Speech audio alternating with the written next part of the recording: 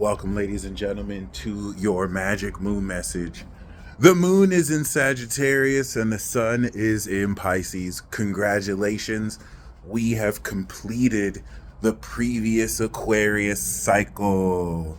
And now the new moon in Aquarius that was on Mercury and Pluto, which activated a 20-year era over the next 20 years of awakening supernatural quality, of awakening revolution in humanity, of, stepping into this next rollout of progressiveness. I don't mean socially, but just, progressing revolutions like, industrial ones, technological ones, and social ones as well. So I take that back. This represented not only new knowledge, right? New supernatural energy we're activating as a conclusion of Taurus's natural energy, Leo's solar energy, Scorpio's pure energy, which is social, and now Aquarius that's giving us the cosmic knowledge to wrap everything up. But also as, of course, the higher mind that completes the thought process we activated in Gemini and who we bridged it to in Libra. So the knowing that you have spent the past 3.5 weeks activating, integrating, and harvesting, we have now completed that harvest. The energy in Aquarius has shifted into the magic of Pisces, your imagination, the astral, intangible nature of your own body that exists outside of the visible light spectrum, that real time shapes your desires.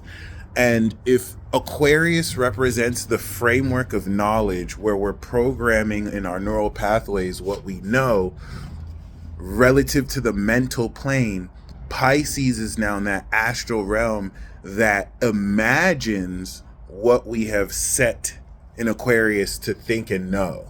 So we are converting this development of energy into the perspective of such. And the moon in Sagittarius is showing us the meaning of our dream. We are seeing into the meaning of what this final fantasy is. And if you understand that at this 270 degree to 300 degree going in the moon in Capricorn signature, that what we are seeing and perceiving is a conclusion and completion of energy that we have previously activated, it's going to, of course, prepare to adjust your perspective to align with the meaning and why of what you are imagining to facilitate what you have been revealed through this Plutonian Sun conjunction, January 21st of 2025. Okay. Why this is significant, we're starting Pisces season off with a major game changer. Okay. This is going to prepare us for a week from now where we have the new moon in Pisces. And understanding this higher vision of what we are believing, this is going to eventually in a week activate this understanding of our beliefs so that we can now activate this shift in perspective and these new beliefs. Because the new moon in Pisces is going to, as we do every year, activate the cycle of new beliefs relative to an entire year's worth of development, which adjusts cumulatively with everything we've achieved, what we newly believe about our situations and ourselves. So this week in advance in now having you see and come into the rewards of this energy is converting this into magic. Now remember, what we started in Aquarius was now coming out of the power of Capricorn. So given that Capricorn, Aqua, and Pisces is the end game, and Capricorn is the beginning of the end, and Pisces is the end of the end, everything that we did since Capricorn, we are now experiencing the effect of Pisces. So cardinal signs, Aries, Libra, Cancer, Capricorn are the cause, and then mutable signs, Gemini, Virgo, Sag, and Pisces are the effect. And in between are the fixed signs, Taurus, Leo, Scorpio, and Aquarius, which build energy post cause of the cardinal direction. We charge, then we produce the effect. Like you turn on a fan, it generates power, the power produces energy, the energy turns the fan around, the mutable effect of that energy and the fixed mechanic produces wind, which is magic. So this fan right here that you see, Magecraft, most common forms of Magecraft that exist back in the day where mysteries ruled because we weren't necessarily aware of how most things worked. The ability to produce air would be considered a magic. Now we have technology that does that in the form of engineering. Engineering is one of the most lucrative magics or magecrafts that we have. And a lot of adjusting these beliefs will change the semantics with Jupiter and Gemini to help you understand that the ancient and the mystical exists within the mundane, and that we use the different words to describe what magic actually is, devoid of this overly mysticized look. A lot of magic is rooted in physics and science.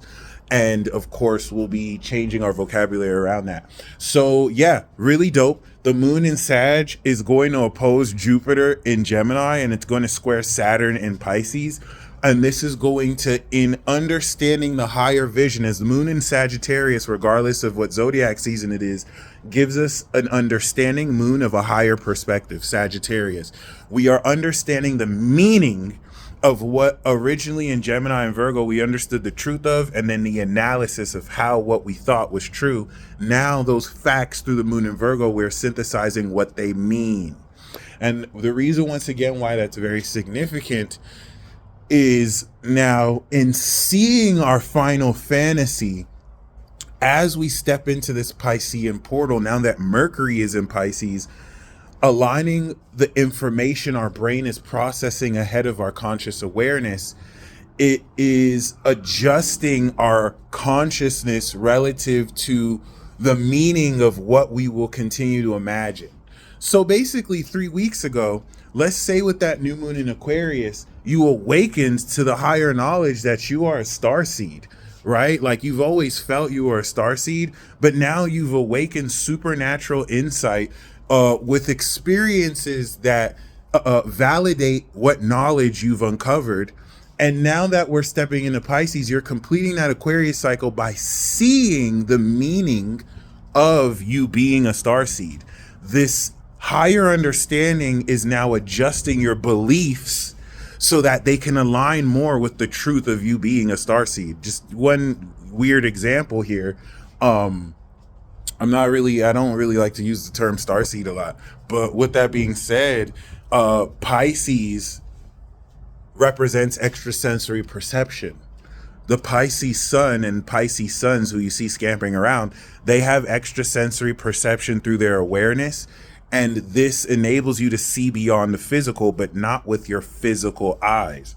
With this realm of God right here, the seat of the soul, your pineal gland, where God exists, right? The light that refracts through your chorea, showing you this illusion within this limited, electromagnetic spectrum.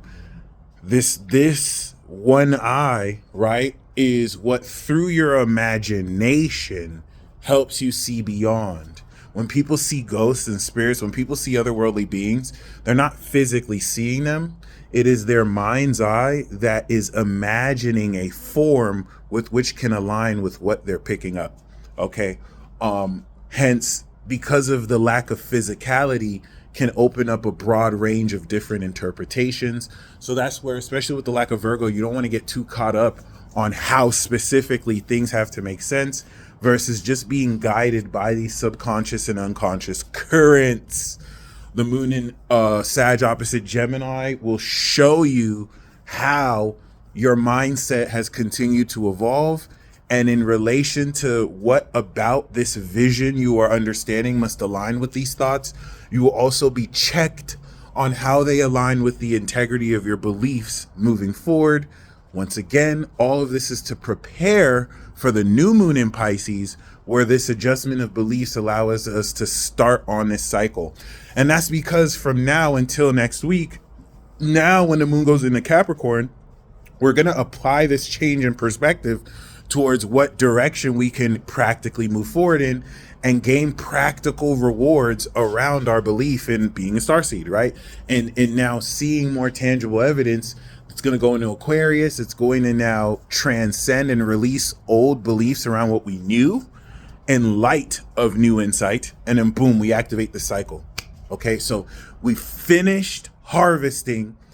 Now until next week is all completion and receiving rewards. That's how you want to see it. Coming into next week, we activate the new cycle, step into this rabbit hole of an eclipse. And yeah, baby. Okay, the moon entrining Chiron in Aries is definitely also going to influence how this higher understanding directs more healing of any ego vulnerabilities so that you can get out your own way.